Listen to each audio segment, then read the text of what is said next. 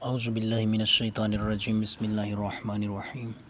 Students, आप लोगों की जो है वो बुक के और कोर्स के जो है वो लास्ट चैप्टर के साथ मैं आप लोगों के साथ जो है वो सामने मौजूद हूँ। कुछ स्लाइड्स आप लोगों के लिए जो है वो तैयार की हैं।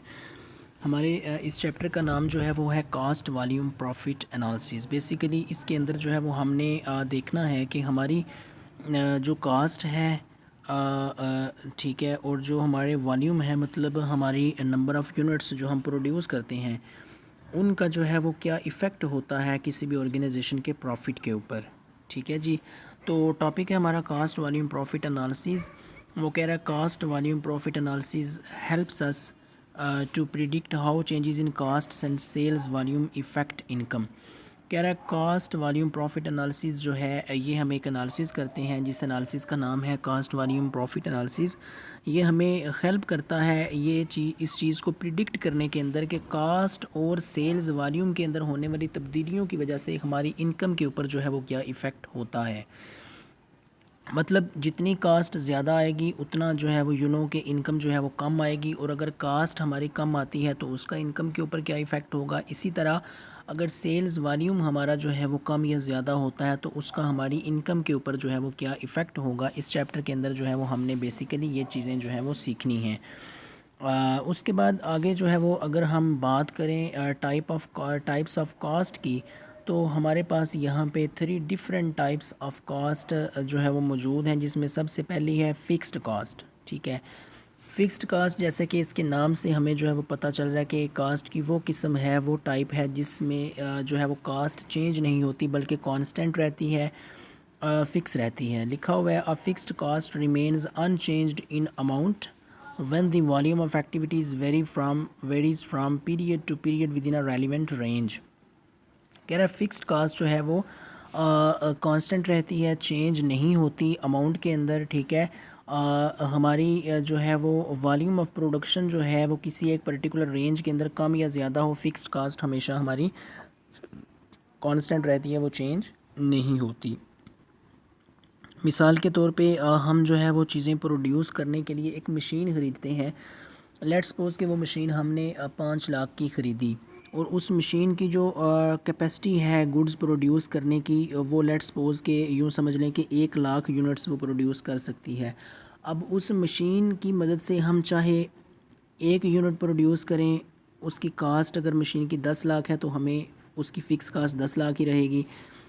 और अगर जो है वो हम उस मशीन की मदद से 10,000 यूनिट्स प्रोड्यूस करते हैं, फिर भी उसकी फ़िक्स्ड कास्ट जो 10 लाख है वो 10 लाख ही रहेगी।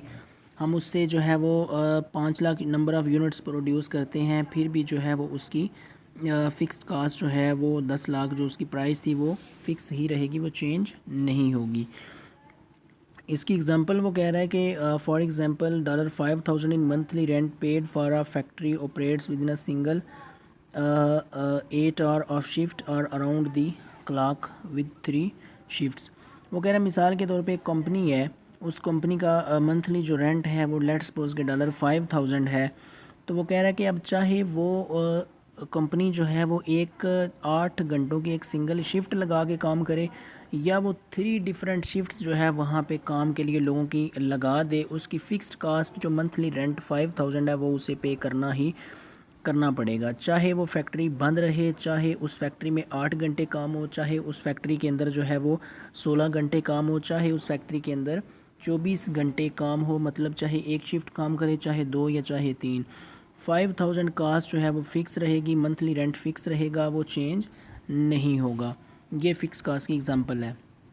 Notice that total fix cost does not change as the level of production changes. वो कह रहा है प्रोडक्शन लेवल के चेंज होने की वजह से टोटल फिक्स कास्ट जो है वो चेंज नहीं होती। The fix cost per unit of output decreases as the volume increases. लेकिन वो ये कह रहा है कि जो फिक्स कास्ट पर यूनिट है वो आउटपुट के जो है वो इंक्रीज़ होने की वजह से आउटपुट के जो है वो इंक्रीज़ या वॉल्यूम के इंक्रीज़ होने की वजह से पर यूनिट फिक्स कास्ट जो है वो कम ज़रूर होती है। इसकी एग्जांपल मैं आपको इस तरह से देता हूँ। लेट्स सपोज के एक कॉलेज है, उस कॉलेज के अंदर उन्होंने एक क्लास के लिए एक टीचर को हायर किया। लेट्स सपोज उस टीचर की सैलरी जो है वो 10,000 है महीने की। ठीक है, अब वहाँ पे लेट्स सपोज कि अगर एक स्टूडेंट है उस पूरी क्लास के अंदर, तो उस कॉलेज को उस एक स्टूडेंट के लिए 10,000 फ़िक्स कास्ट बियर करना पड़ रही है। लेकिन अगर उसी क्लास के अंदर एक स्टूडेंट की बजाय 10 स्टूडेंट्स बिठा दिए जाएं, तो अब जो है वो कॉलेज वालों को पर स्टूडेंट जो है वो 1000 फ़िक्स कास्ट बियर करना पड़ेगी। इसका मतलब ये हुआ कि टोटल फ़िक्स कास्ट चेंज नहीं हुई, वो 10,000 ही रही, लेकिन number of units, number of students increase होने की वजह से पर यूनिट फ़िक्स कास्ट जो है वो कम हो गई। जब एक स्टूडेंट था तो पर यूनिट फ़िक्स कास्ट 10,000 थी, जब 10 स्टूडेंट्स हो गए तो पर स्टूडेंट फ़िक्स कास्ट जो है वो 10,000 से कम होकर 1,000 हो गई। ये था हमारा फ़िक्स कास्ट। उसके बाद सेकंड हमारे पास है वेरिएबल कास्ट। वेरिएबल जैसे कि वर्ड से पता चल रहा है वेरी करती रहती है, जो कम या ज़्यादा होती रहती है। Variable cost changes in proportion to changes in volume of production. कह रहा है वेरिएबल कास्ट वो कास्ट है जो वॉल्यूम ऑफ प्रोडक्शन के चेंज होने के साथ साथ ये भी चेंज होती रहती है। मतलब अगर चीज़ें प्रोड्यूस ज़्यादा करेंगे कास्ट जो है वो ज़्यादा आएगी, चीज़ें प्रोड्यूस कम करेंगे तो कास्ट जो है वो हमारी कम आएगी। The direct material of a product is one example of a variable cost. ठीक है, वो कह रहा है जो किसी भी चीज़ को प्रोड्यूस करने के ऊपर हमारे मटेरियल का खर्चा आता है, रॉ मटेरियल जो होता है वो जो खर्च होता है किसी प्रोडक्ट को बनाने के ऊपर, वो मटेरियल जो है वो उसकी प्राइस जो होगी वो वेरिएबल कास्ट होगी। लेट्स सपोज अगर आप जो है वो एक प्रोडक्ट बनाना चाहेंगे तो आपको एक प्रोडक्ट के लिए मटेरियल ख़रीदना पड़ेगा, तो एक प्रोडक्ट की कास्ट आपको बियर करना पड़ेगी। अगर आप 10 प्रोडक्ट्स बनाना चाहेंगे तो आपको 10 प्रोडक्ट्स के लिए 10 प्रोडक्ट्स के लिए रॉ मटेरियल ख़रीदना पड़ेगा, तो आपकी वेरिएबल कास्ट इंक्रीज़ कर जाएगी। अगर आप जो है वो 5 प्रोडक्ट्स बनाएंगे तो 5 प्रोडक्ट्स के लिए रॉ मटेरियल ख़रीदना पड़ेगा, तो वेरिएबल कास्ट डिक्रीज़ कर जाएगी। मतलब इसमें क्या होता है कि वॉल्यूम ऑफ प्रोडक्शन के इंक्रीज़ होने की वजह से वेरिएबल कास्ट इंक्रीज़ कर जाती है, और वॉल्यूम ऑफ प्रोडक्शन के डिक्रीज़ होने की वजह से वेरिएबल कास्ट जो है वो डिक्रीज़ कर जाती है। तो मतलब ये चेंज होती रहती है। Notice that variable cost per unit remains unchanged. वो कह रहा है वेरिएबल कास्ट जो पर यूनिट है, पर यूनिट वेरिएबल कास्ट वो कह रहा है कि वो तब्दील नहीं होती, but the total amount of variable cost changes with the level of production. अब देखिए किसी एक यूनिट को बनाने के लिए हमने जो रॉ मटेरियल ख़रीदा, लेट्स सपोज एक यूनिट का रॉ मटेरियल हमें मिला 10 रुपये में।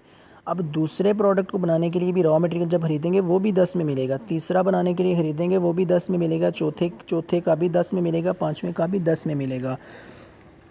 तो पर यूनिट वेरिएबल कास्ट जो है वो अनचेंज रहती है, वो कांस्टेंट रहती है, वो सेम रहती है, वो चेंज नहीं होती। लेकिन जो टोटल अमाउंट है वेरिएबल कास्ट की वो प्रोडक्शन लेवल के ज़्यादा होने की वजह से वो जो है वो कम ज़्यादा हो सकती है, वो कम हो सकती है, वो चेंज हो सकती है। इसकी एग्जांपल इस तरह से लेते हैं। लेट्स सपोज कि आप चले जाते हैं बाज़ार में, आपने कोई प्रोडक्ट बनाना है, उसके लिए आपने रॉ मटेरियल जो है वो ख़रीदना है। आप एक प्रोडक्ट का रॉ मटेरियल ख़रीदेंगे तो आपको थोड़ा महंगा मिलेगा। आप एक 100 प्रोडक्ट्स का रॉ मटेरियल अगर ख़रीदना चाहेंगे तो आपको वो टोटल जितनी भी अमाउंट बन रही होगी उसमें से वो कुछ ना कुछ ज़रूर डिस्काउंट दे देगा। इसी तरह अगर आप 1000 प्रोडक्ट्स बनाने के लिए रॉ मटेरियल ख़रीदना चाहेंगे तो वो आपको उसमें मज़ीद जो है वो डिस्काउंट देगा, जिससे साबित ये होता है कि हमारी जो total amount of variable cost होती है वो जब हम बल्क में या ज़्यादा मिकदार में चीज़ें प्रोड्यूस करते हैं या रॉ मटेरियल ख़रीदते हैं तो total amount of variable cost जो है वो हमारी कम हो जाती है या चेंज हो जाती है। लेकिन एक प्रोडक्ट को बनाने के ऊपर हमारी जो वेरिएबल कास्ट है वो चेंज नहीं होती। जो एक प्रोडक्ट पे आ रही होती है वही दूसरे पे भी आ रही होती है और वही तीसरे पे भी, एंड सो ऑन। उसके बाद फोर्थ स्लाइड पे अगर हम आएँ तो यहाँ पे तीसरी जो टाइप है कास्ट की वो है मिक्स्ड कास्ट। मिक्स्ड कास्ट जैसे कि नाम से पता चल रहा है कि ये मिक्सचर होगा, ब्लेंड होगा, एक फिक्स्ड कास्ट और वेरिएबल कास्ट दोनों का। A mixed cost includes both fixed and variable cost components.